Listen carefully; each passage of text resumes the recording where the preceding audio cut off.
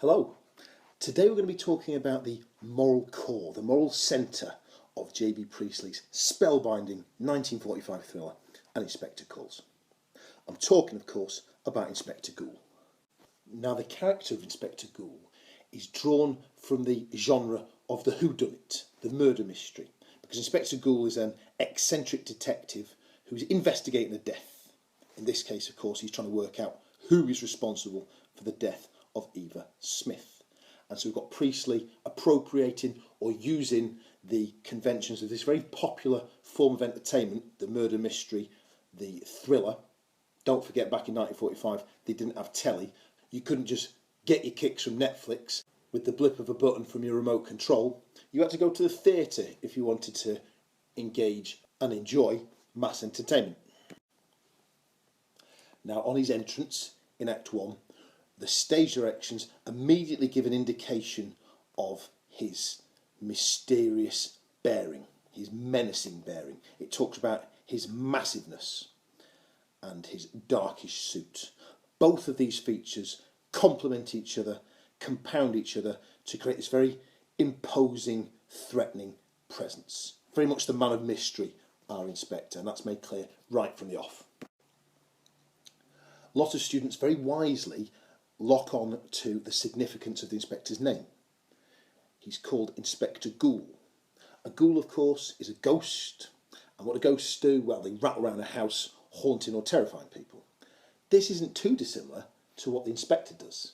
His function, in a sense, is to haunt or terrorise the Burling family with a view to ushering in a sense of social responsibility, the sense that they have a duty to protect the poor from the ravages of poverty. The lighting. Priestley does a very clever trick with the lighting in this play. He switches it on the inspector's arrival to indicate a change of atmosphere.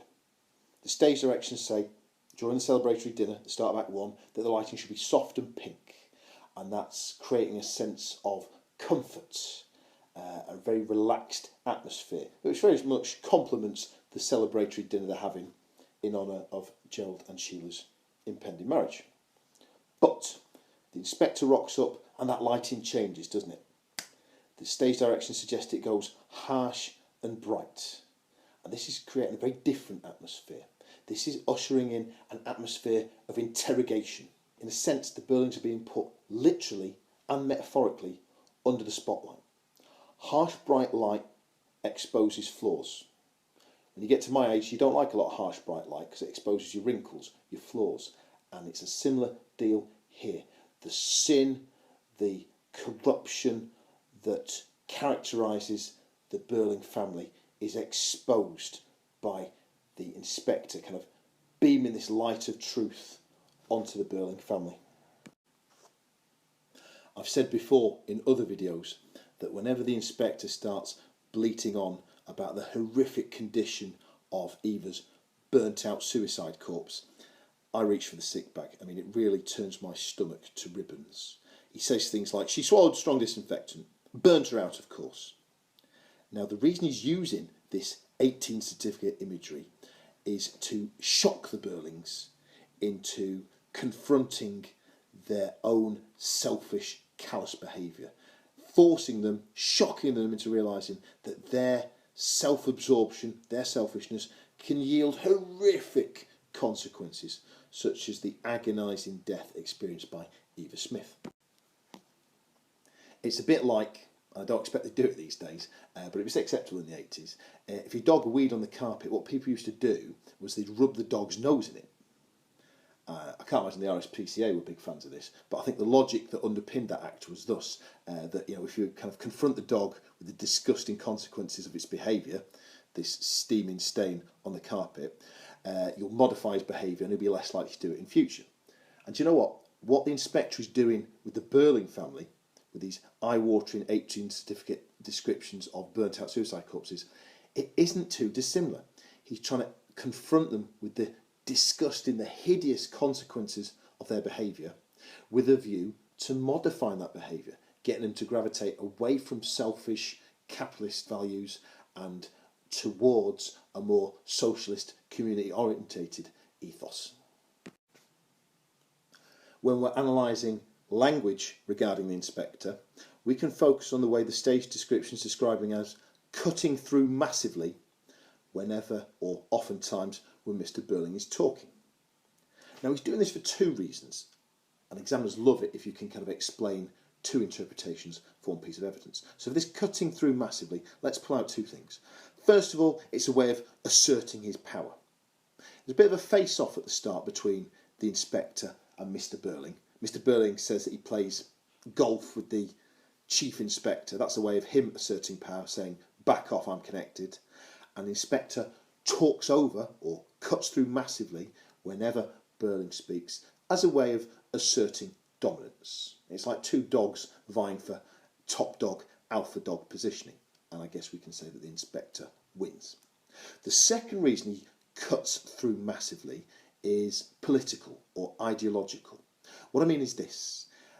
Obviously he's showing a lack of respect, a contempt for Mr. Burling here, talking over him. It's as if to say, I'm not interested in your opinion. But let's go deep in that. Mr. Burling is a cipher or a symbol for capitalism, for capitalist values. So by cutting through whenever Mr. Burling speaks, it is highlighting the inspector's disregard for that right-wing, capitalist, self-interested nature or value system that he sees as destroying the Eva and John Smiths of this world. Now, getting back to this idea of the inspector asserting power, another way he does this is with his use of the photograph. We know, of course, don't we, that he doesn't let everyone see that photograph at once. He doesn't let Eric and Gerald see it when he's waggling it in front of Mr. Burling's face. So I guess we can say he's very methodical, is the inspector. He's a man with a plan, and he's quite systematic in the way he strips away this family's facade of respectability. He takes them on one at a time, not all at once. So very much a methodical, systematic man. And this is another way that the inspector is maintaining power over the Burlings. One thing you might have noticed about the inspector is that he's quite blunt. He's not really interested in the niceties of social etiquette. Aside from his crass talk of burnt out suicide corpses, you get the sense this is a man that prizes morality over manners. When Mr. Burling suggests that surely he has no involvement in the death of Eva Smith, the inspector very curtly says, "No, sir, I can't agree with you there." I guess this could be seen as a key line in the play because it's asserting the inspector's function to force the Burlings to see that their actions begat consequences, in this case the hideous death of Eva Smith. So he's got no time for being polite and following social niceties. He's more than happy to be confrontational to secure his objective of forcing the Burlings to accept their social responsibility. Now, to round off this first part of our exploration into the character of Inspector Goole, I'm going to give us a good tip for securing a slice of that A-star glory. Now, it's very difficult to say anything innovative or original about this play. This play has been on the syllabus since the year dot, at least since 1945 when the thing was produced. So, you'll have had armies of school children, academics, critics writing up their opinions on this text. But if you can find something innovative or original to say about this text, the examiner basically gets down on his knees and starts worshipping you. You know, it really is your fast track to A-star glory. So what I'm going to do now is I'm going to take what at first glance seems to be a very nondescript, bland bit of dialogue, and we're going to deconstruct it and pull out some of that A-star goodness. Now the line is this: Mr. Burling's banging on with himself and he mentions the game golf, and the inspector replies, "I don't play golf. I don't play golf." Now what has this line got to do with anything? Well, shut up a second and I'll tell you. First of all, it suggests the inspector is here with a serious focus. He's not into frivolous diversions and games. He's not playing games. He's here with a serious objective. The second interpretation forces us to lock in on that word golf and explore its connotations or its associations, because traditionally golf was seen very much as a game played by the social elite, by the rich. I reckon you popped your head around the door of a golf club around 1945, 1950, you wouldn't see too many female faces, you wouldn't see any black faces, and you certainly wouldn't see any poor faces. So very much an exclusive game played by that ruling tier of society. In fact, golf courses have been called the Green Boardroom because so many business deals were conducted on them. So in that context, when the inspector says, I don't play golf, what he means is he's not involved in activities that facilitate class division, that divide rich and poor. And he's not involved in activities that kind of facilitate and promote capitalism and capitalist enterprise, which he sees, and by extension Priestley sees, as denigrating and destroying the working class. So there's a nice little trick there for securing that A star.